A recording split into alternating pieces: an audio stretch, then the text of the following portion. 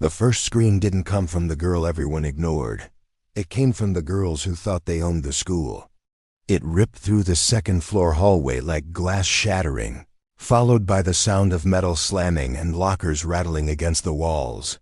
By the time teachers burst through the restroom doors, the three most feared girls at Westbrook High were on the floor, shaking, crying, and begging the very girl they had cornered just seconds before. And the strangest part? The quiet girl hadn't even raised her voice. If you think silence means weakness, stay with me, because what happened that afternoon changed the entire school forever. And if you love intense stories where justice comes in ways no one expects, make sure to subscribe to the channel and turn on notifications, because this one only gets deeper. Her name was Liana Vale, and for 2 years she had walked through the halls like a shadow pressed against the wall. She was the girl teachers described as well-behaved and classmates described as weirdly quiet. She never volunteered answers, never joined gossip circles, never reacted when someone accidentally bumped into her shoulder a little too hard. She sat in the last row by the window, eyes focused but distant, as if she were listening to something no one else could hear. People assumed she was shy. Some assumed she was fragile. A few decided she was the perfect target. At the top of the school's social pyramid were 3 girls who treated cruelty like a sport. Brielle Knox, the leader with the polished smile and venom behind her eyes. Morgan Halle, tall and athletic, who followed orders without hesitation. And Sierra Lane, whose laughter always rang a little too loudly, as if trying to drown out her conscience. They ruled through humiliation, a whispered rumor here, a stolen backpack there, a public insult timed perfectly for maximum embarrassment. And for reasons even they couldn't explain, they fixated on Liana. Maybe it was her calm expression that irritated them. Maybe it was the way she never cried. Or maybe it was because no matter what they did, they could never get the reaction they craved. They started small, flicking her pencils off her desk, hiding her shoes during gym, mocking her thrift store clothes. "Say something," Brielle would taunt, leaning close enough for Liana to smell her expensive perfume. But Liana never did. She would simply pick up her pencil, retrieve her shoes, adjust her sleeves, and return to silence. What no one knew was that silence had not been chosen lightly. It had been built layer by layer after years of chaos. Liana had grown up in a home where shouting meant danger and anger meant destruction. She had learned early that the loudest person in the room was rarely the strongest. Power, she discovered, was control, and control began with quiet. Still, even the strongest walls crack under pressure. The breaking point came on a gray Thursday morning when the sky hung low and heavy over the school courtyard. Lunch period was loud as usual. Trays clattering, students shouting across tables, and Liana slipped away to the restroom at the end of the hall, hoping for a few minutes of stillness. She washed her hands slowly, staring at her reflection. Pale face, steady eyes, unreadable. The door creaked open behind her. She didn't have to turn around to know who it was. "Well, look who's hiding," Brielle's voice sang. Morgan pushed the door shut with her foot, the lock clicking into place. Sierra leaned against the sinks, grinned sharp and eager.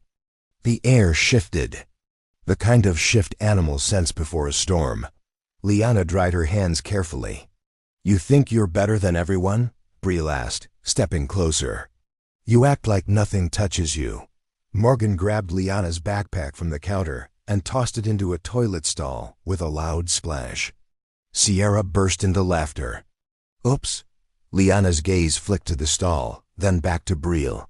No tears, no trembling. That calmness sparked something darker in Brielle's eyes. "You know what?" she said softly. "Let's see how calm you stay after this."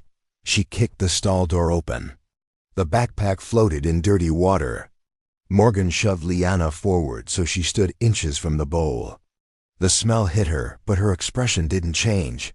"Drink it," Brielle whispered. "Or we'll make sure the whole school sees what happens next." For the first time, something flickered across Liana's face. Not fear of humiliation, but something deeper. A warning light behind her eyes. "Don't," she said quietly. It wasn't loud. It wasn't dramatic. But it made Sierra's smile falter. Brielle rolled her eyes. Or what? That question echoed in the tiled room like a challenge thrown at fate. Liana lifted her head fully now, shoulders straightening, posture shifting in a way that felt older than her years. You really don't want to do this, she said, her voice level and calm. The lights above them flickered once. Morgan frowned. Did you see that? It's just the wiring, Brielle snapped, grabbing Liana's collar.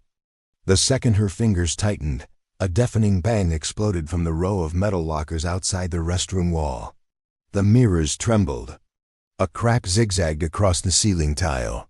Sierra screamed. Dust rained down. The sink faucets burst on full force, water spraying violently in every direction. The overhead lights blinked twice, then dimmed to a low hum that vibrated through the floor. Morgan stumbled backward, slipping on the wet tile. What is happening? She shrieked. Liana hadn't moved.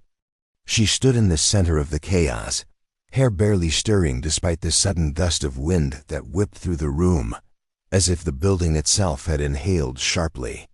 Last warning, she said. Brielle's bravado shattered. Make it stop. She cried, backing into the stall door. The toilet flushed violently on its own, water swirling upward instead of down. The metal paper towel dispenser ripped from the wall and clattered across the floor. Sierra dropped to her knees, sobbing. Please, we're sorry. The restroom door slammed open with explosive force, not because someone pushed it, but because the pressure inside seemed to shove it outward. Teachers ran in, followed by a wave of stunned students. The moment adults crossed the threshold, everything stopped. The lights steadied. The sinks shut off. The wind vanished. Silence fell so suddenly, it felt heavy. Brielle, Morgan, and Sierra were huddled together on the floor, faces pale, tears streaking their makeup.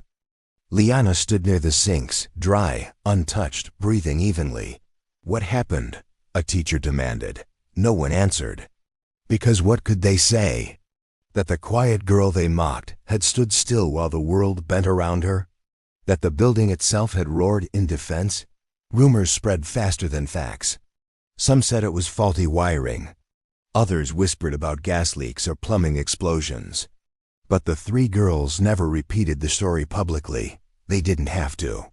Their fear was visible every time Liana passed them in the hallway. They avoided her eyes, avoided her presence. Within weeks, their dominance faded. Whispers shifted direction. Respect replaced ridicule, not the shallow kind built on fear, but the cautious kind born from awe. Liana returned to her seat in the back row, as quiet as ever. But now, when someone looked at her, they didn't see weakness, they saw restraint. And restraint is far more terrifying than rage. Months later, Brielle transferred schools. Morgan kept her head down.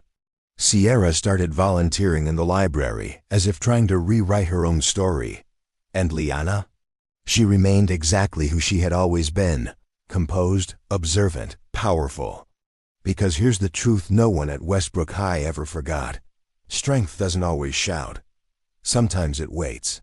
Sometimes it warns. And sometimes, when pushed too far, it reminds the world why silence should never be mistaken for surrender.